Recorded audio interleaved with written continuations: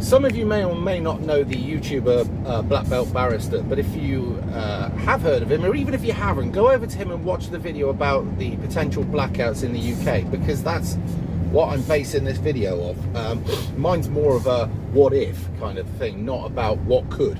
Now, he explains about the potential blackouts, where they could be and for how long, and there's a sliding scale from 3 hours to actually when's the electric coming back on. And it also explains to you via your electric bill with the letter in the corner which band you fall into.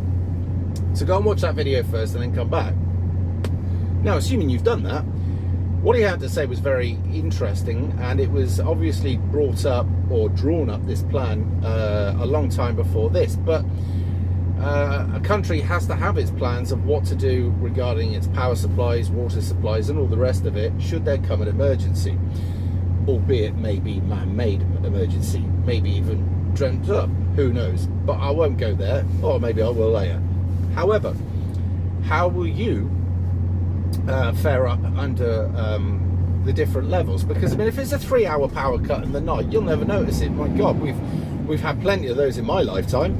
I mean, I remember the 70s where we used to have 50p's on the meter because that's what it took. And if the 50p, the electric went off, you assume the meter's gone off. So you go to put the 50p in, you turn it, right? And the electric hasn't come back on. All right, we got a power cut. So you had the matches and the candles next to it. And what you would do is you'd light one candle, you'd melt the other candle, and you'd stick it onto a saucer or something. Then you'd light that candle, you'd have a couple of candles, and then basically the kids would get sent to bed early, and then sooner or later, about 9 months down the road, you end up with a brother or a sister. Not always, but that's kind of, the blackouts did help build up families, believe it or not. But that's aside. Now, there is also a sliding scale about what gets turned off, what doesn't get turned off. So hospitals obviously stay on, etc. Emergency services. Now, small housing, well, you'd be the first to go. So have you made any plans for that? I wonder about sort of small food shops. Do they have any provisions in place? What about the old people's home? Do they have a separate power supply, like a generator on site? How will they heat the place? These things worry me, right? Now, if you go to a regional distribution centre, they've all got their own generators there in case the power goes down, because they'd lose millions of pounds worth of stock otherwise. They're sorted. You can go to places that, like a big shop, like a big Asda or a big Co-op or whatever, and you'll probably find that somewhere around the back of there is a generator. But let's think ahead. Some of you may or may not have had the fortune to buy a generator. However, you've got to fuel that thing. Now, during the power cuts, what are you going to do about getting fuel? You can't go to a petrol station. Those things will be powered down. So what do? All of these things have to be taken into account, because if it's a 3-hour power cut, right, nobody's going to bat an eyelid when it comes to food, because, I don't know, shut the door, leave the door shut, don't open it up, 3 hours, no problem at all. I mean, I think even up to 8 hours, I think you could be all right. But anything over that, you're starting to get into problems of your food going off, or at least thawing out. So have you taken that into account? After that, will your workplace be open? And if not, how many times of them not being open because of power cuts could they take before they are financially ruined? I mean, if we had a winter of discontent, and some of you might be old enough to remember that, if we had a winter of discontent where the power went off quite a lot, back in the old days, because there was a lot less health and safety and a lot more things were manual, like the till, do you remember that woman punching it in manually? Well, they could actually operate with candles. You'd never get away with that today. They literally say it's unsafe, shut everything, because health and safety. So how many businesses could potentially be collapsed because of power outages during the winter? And as I say, how many old people will be affected? How much stress would this bring about on a family unit, for instance? Now, somebody like me couldn't give two shits. I mean, I've got generators. I really couldn't give a fuck, and my food won't go off. And if I needed to go live to you lot, I could. But the other thing is, things like transmitters, I don't know anything about them. So would they have a power source remaining to them, or would they be turned off? I remember when the power went off, when we were kids, that was it. Obviously the TV went off, but even if you could power the TV, would the local transmitter actually been transmitting anything? I don't know, we never got the chance. So this is the thing. Say, for instance, we have a national power outage, then there's going to be a lot of people sat in the dark with nothing to do. And as there are so many people that are single nowadays, it's not as if you can go to the missus, well, we might as well go to bed. So that ain't going to happen, is it? Especially not in my case. But whatever. But this is what could happen. What plans do you have in place? You know, how would you cook, for instance? Now, some of you may have a camping stove. That's great. But have you got actually any food in the cupboard that could be cooked by that way? So many people are used, like myself, to microwaves, air fryers and whatever. It's very rare I'll ever put the oven on. But the air fryer, that works off electric. The microwave, it works off electric. I do have, however, a gas stove.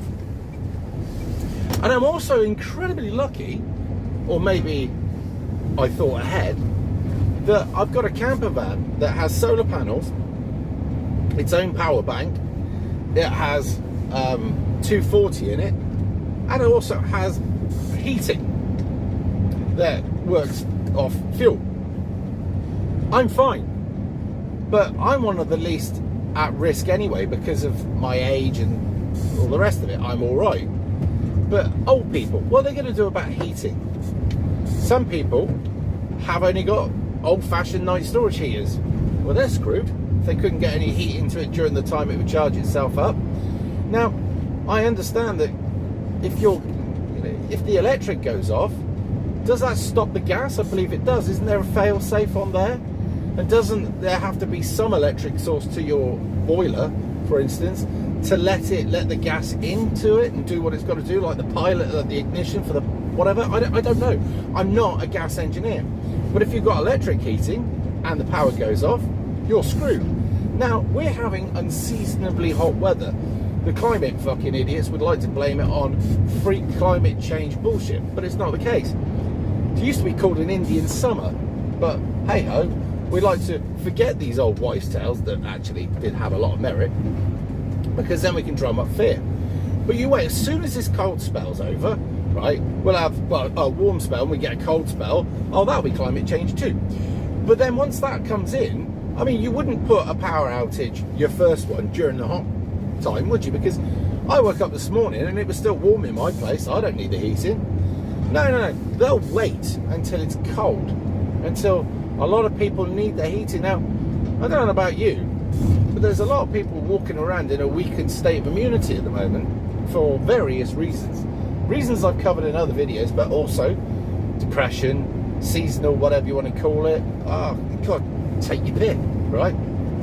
Now, these people are going to be more susceptible to picking up a cold or anything else should they be living in a cold environment for any period of time. And there's local pubs and places like that at the moment up and down the country that are giving hot spaces.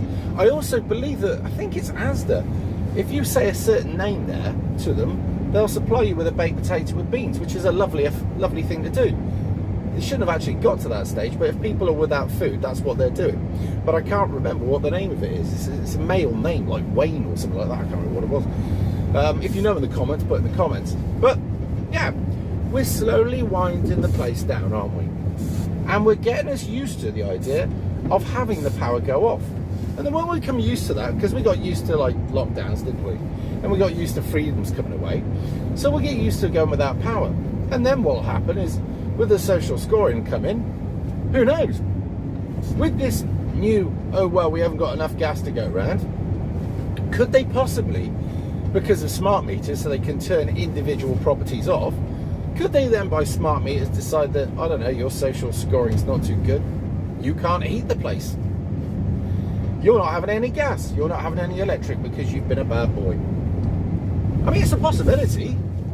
We know they're going to go over to a social scoring system, and that could affect every part, not just your ability to spend money or even have a bank account, your ability to put a car on the road. We went through all of this in videos yesterday, but what about your ability to purchase gas and electric? Sorry, there's a shortage at the moment, and we're only giving gas and electric out to the best behaved citizens. That's it, comrade. Imagine that. But yeah, it was just a thought. How prepared are you? I mean, I'm about as prepared as I could be, really. I mean, I don't have tin cans of all this different stuff in. But there you go. I just wondered what you thought about this. Are you prepared? Are you not? Are you just going to wait for it to happen and see how it goes then and deal with it as it happens? I mean, a lot of people will. I mean, a lot of people have no idea this could be coming. And I'm not saying for definite that it actually is, but the fact that the government are starting to hint at the blackouts and stuff like this, and power companies are hinting, they're getting you in the mood for it. So it is a lot more of a potential now, this winter, than it was, say, for instance, last winter, and definitely the winter before that. But imagine this. We have an unseasonably cold winter without heating. I wonder how many people that would kill. And is that part of the plan? Well, anyway, I've got to end this video because I'm going off-road now and all you'll see is me bouncing all over the place, which apparently a lot of you liked. Here we go. What was the other thing somebody asked me to do? Is do a video eating blancmange while I'm driving this truck off-road. That's amazing. I mean, try and imagine that. I mean, actually, I'll let it go for a second so you can see this is quite a smooth bit of road, he says. But, yeah, I mean, I'm going to get the entire truck covered. Here we go.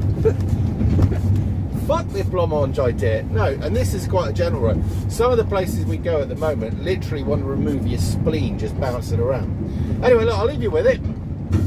As I say, there will be a live stream Saturday night, 8 PM on all the channels. And we are on Twitter. The link is in the description. I'm going to bother with it. Now Elon Musk has bought it, we can go over there and harvest some salt. And that's exactly what I plan to do. So I've got me and a few other people helping to put stuff out there. So we'll see how it goes. Anyway, look, I hope you're having a good day. I hope you've got a decent weekend planned. And if you've got a fucking shit weekend, why not make it worse and watch me Saturday night at 8 PM? That's the worst that can happen. And we're actually planning in some of the commercial breaks to put you a 3-second meal, a 3-minute meal. So that when I go for a piss, which I invariably do, right? Winston Smith taxis or Uncle Matt's cookery lessons, whichever you want to call it, right? We'll give you how to make what we're probably eating at the time. And we're also going to look at mead. Why not? I mean, that'll be illegal very soon, brewing your own beer, like canning your own fruit. Hopefully I've got Brother Disturbed on tomorrow at some point. May even do the live stream, like an afternoon live stream, with him giving us all the bad news. Because he has got some significant bad news, which is important actually. So there it is. Well, I haven't been thrown all over the place. This has to be the best part of this off-road bloody track that I've been on. Anyway, I'll see you all soon.